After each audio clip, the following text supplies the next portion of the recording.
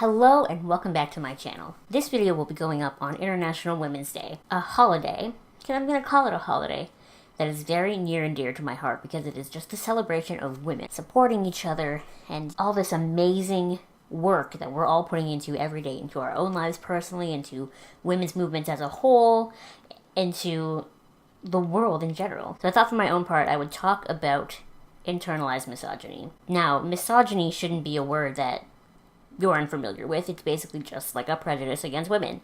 But internalized misogyny is something a little different because it's not as in your face. It's a little more hidden, and the unfortunate reality is it actually affects a lot of women as well. Internalized misogyny is like a prejudice against women that's like deep inside you. You know, it sits right deep in there, and sometimes you might not even know that you have it. Most of the time, internalized misogyny comes from the fact that we even still live in a patriarchal society which looks at men above women. And we live, humans, in this constant state of trying to bring women up so that we're at the same level. That's what feminism is. Not doing this to men, just bringing women up here. But unfortunately, because society still looks at it like this, you know, it sneaks into our speech, it sneaks into comedy, it sneaks into movies and books and TV and everything we do, to the extent that whether you've noticed it or not, it makes you think less of women. Now, this is something we can obviously unlearn as we get older, and many of us do. I think it's important to be able to identify in yourself when you see that happening. If I may share my own story. You know, when I was younger, I thought that I was like this great advocate for women, you know what I mean? I was a super big supporter of any sort of female-driven media. I still am. I loved watching Xena. Legally Blonde has been my favorite movie ever since it came out when I was 8 years old. You know, I loved the Pussycat Dolls when I was younger. Straight up, I did. Because here are these girls who are, you know, dressing sexy or whatever, dressing how, you know, little kid me interpreted as however they wanted to, and singing songs about how they don't need men. You know, it was an idea that I really latched onto from a young age, was this, like, feminism, girl power thing. But even then, I still struggled with internalized misogyny. As much as I wanted to be a good female advocate, and I wanted to, you know, idolize these fantastic women who are doing great things, I wanted nothing else but to see other women around me fall, so that I could be better than them.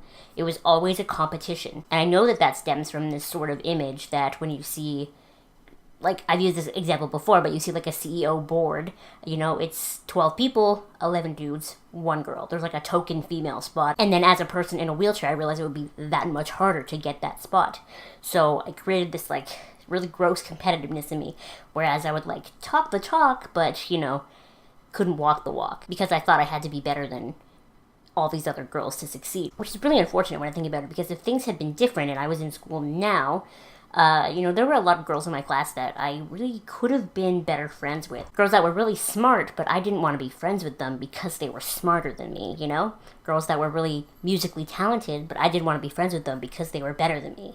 That sort of thing. And I've been making my own amends in, like, little ways. Like, I follow all of them on Instagram, and I like all their posts, and I comment on everything, and they probably have no idea what I'm doing, but in my head, it makes me feel better for all those years of, like... And that was, you know, a way that the internalized misogyny that little me didn't even know that I had manifested. And so keep on supporting women, regardless of your gender. Bring each other up. Support work each other's doing, even if you're low-key jealous that that person is doing so well.